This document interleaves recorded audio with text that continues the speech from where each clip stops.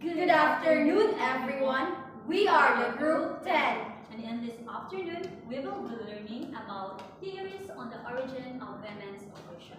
Many scholars believe that unequal treatment of women is not something natural or biological, but rather a result of historical changes in society. In early human communities, women were highly valued. They gathered food, cared for children, healed the sick, and contribute to the survival of their groups. Now, let us first define what is women's oppressions. Women's oppressions is the systematic, historically rooted subordination and inequality faced by women due to their gender. It means that treating women unfairly or unequally just because they are women. It happens when society gives more power, respect, or freedom to men while limiting or controlling women's rights, choices, and opportunities. Now, how important are women? First, women are crucial in food production and preparation.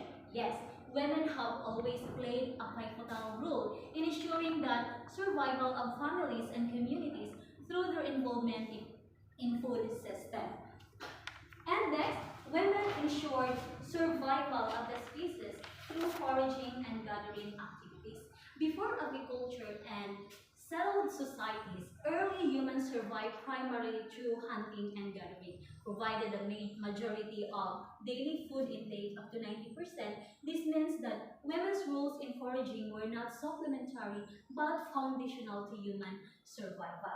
Next is foraging provided 90% of an individual's dietary requirements, while hunting provided only 10%. Only 10%. In many hunter-gatherer societies, meat was a rare supplement, not a staple. The day-to-day sustenance came from plants, fruits, nuts, and other crops. Women's contributions through foraging more nutritional and more on nutritional. Next is women bear and rear children. Biologically, women carry and give birth to the next generation. But beyond childbirth, they are the primary caregivers in most cultures. So this caregiving is not physical, but emotional, social, and intellectual, laying the groundwork for human development. Next is women are the source for the cultural and emotional education of children. Yes, from lullabies and stories to teaching values, manners, and language, women are often the first and the most influential one. It educates in a child life, so they pass on not just knowledge but culture, tradition, beliefs, and social norms. And next is first healers given their extensive knowledge of herbs. So in this statement, women is the first healers.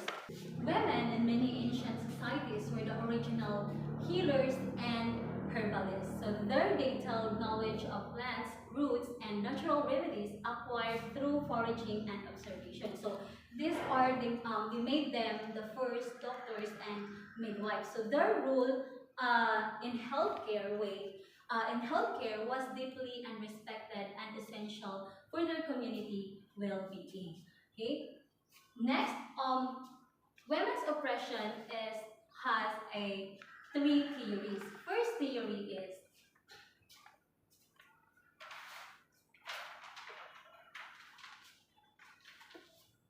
goddess to god worship. In human history, many people believe that women were the source of life since women give birth to child. So they were seen as sacred and powerful. People worship goddesses who represented fertility, nature, and creation. So in goddesses to god worship, it is believed that in the past, women are respected more than men or mother goddess cult. So long ago, many early societies honored women deeply. They worship goddesses who represented nature, fertility, life, and creation. So this is sometimes called the mother goddess cult because women could give birth and had the power to create life.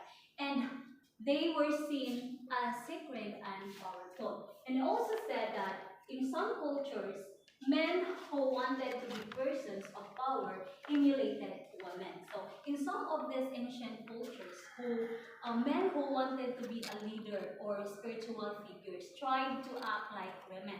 They could gain some of their power or connections to the divine. Next is in some ancient societies, men's penises were carved out in vaginas to seize the powers of the goddess.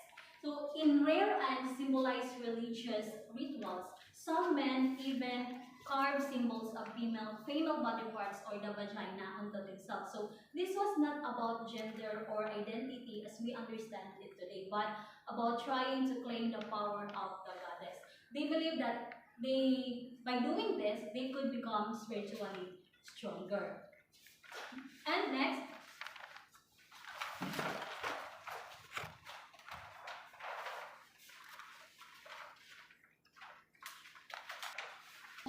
cults existed prior to the phylum-centric cults. So before many male-dominated religions appeared, there were women-created belief systems. So these religions focused on the earth, the moon, birth, and the cycles of nature. All things connected to women. Temples, tattoo, and arts of prominent time shows that goddess worship was widespread and important. And it also states that progression from female-centric to male-centric worship was slow and violent. Okay, over time, things began to change, right? And male gods and male leaders slowly took over this order. Women created religions. So this change didn't happen peacefully. In many cases, it involved violence, war, and the supervisions of women's roles in religion and society. So the worship of goddesses was pushed aside, and when women lost much of their earlier power and respect. And it also states that men realized that they too played a part in fertility, that their seed was essential in creating offspring. So at first, people didn't fully understand how babies were made. So they thought women created life all on their own. But eventually, people learned that men also play a key role in creating life, and that's a man's seeds or the sperm. It is needed to start pregnancy. And it also states that with the expansion of phallus worship around 15,000 BC, women were less valued. So as men's role in fertility became more recognized, some societies started to worship the male sexual organ as a symbol of life and creation. So this was known as phallus worship. So statues, temples, and rituals began to focus on male power and creation. And left is male bore the creative power, and the female is merely receptive vessel of life. So with this shift began, or as this beliefs that spread, goddesses were replaced by gods in many religions. Temples were built for male gods and society. Women's sacred role was pushed aside and their status declined. So with this shift, people began to think that the man provided life and the woman was just a container or vessel that carried it. So this new idea made women seem less powerful and less valuable than men. The next reporter will be discussing about the next theory, which is the Eve and the other and the shape production. Now, let's move on to Eve and the other. Now, first, women religion influenced the negative perception of women as evidenced in the Judeo-Christian story of Eve in Genesis 1:2. chapter 1, verse 3. Now, in the basic story, Yahweh was compelled to create the first human, being a male, and he was called Adam, and was given dominion over the earth. And Adam needed a companion. So, Yahweh created Eve. His companion was taken from his rib, and thus she was flesh of his flesh. That's why Eve is the flesh of Adam. Adam and Eve are given a good life in the Garden of Paradise. They were warned not to eat from the tree of knowledge of good and evil. A witty animal usually taken to the devil checked in the form of snake. But the snake seduced Eve because Eve was listening to the snake. Because the women can listen and she was the weaker one to be seduced. Now, the snake perceived Eve because she was the weaker one. Now, to make the story short, the story showed how a woman had deprived all humankind the abundance that the Garden of Paradise had to offer. A woman's folly brought into suffering into a man's life. That's what they thought. Now, next story, it is from, in some story in a Greek myth, in a Greek mythology, was Pandora. Pandora was the first woman created by Zeus as one of the pretty revenge in mankind because they had received the gift of fire. Zeus created Pandora as a beautiful lady and desirable woman ever created, and was given to Epimetheus as a gift to Epimetheus. So Prometheus warned Epimetheus not to accept any gift from Zeus. But if Epimetheus will refuse the gift of Zeus, Zeus will be angry. So he doesn't have a choice but to accept the gift. So Zeus made Pandora foolish and evil. So one day, Pandora opened the jar where the Prometheus locked away all the spirits or sprites that can create mankind grief, such as old age, sickness, and vice. That's why in the Greek mythology, they can experience old age, they can experience sickness. It's because of Pandora. And because of Epimetheus that was being fooled by Zeus.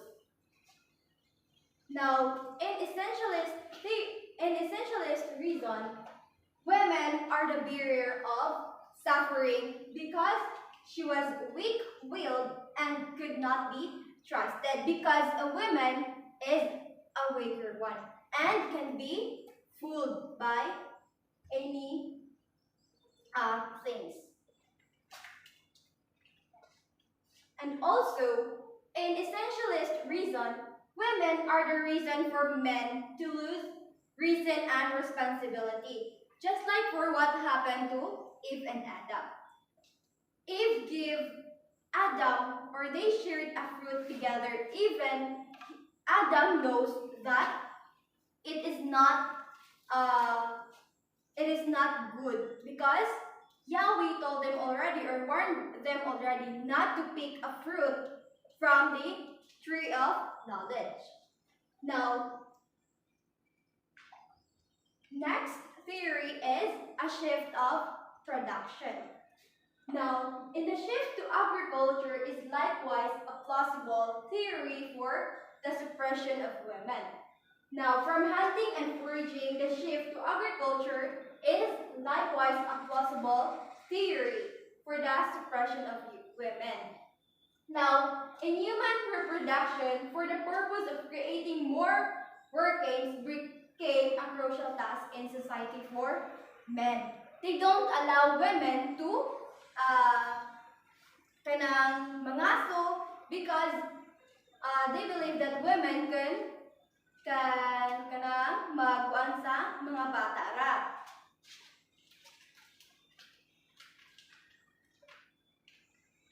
to take care of the children.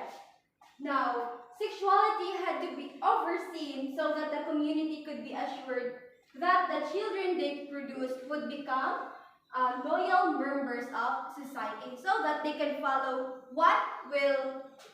be the what would the men tell them to do.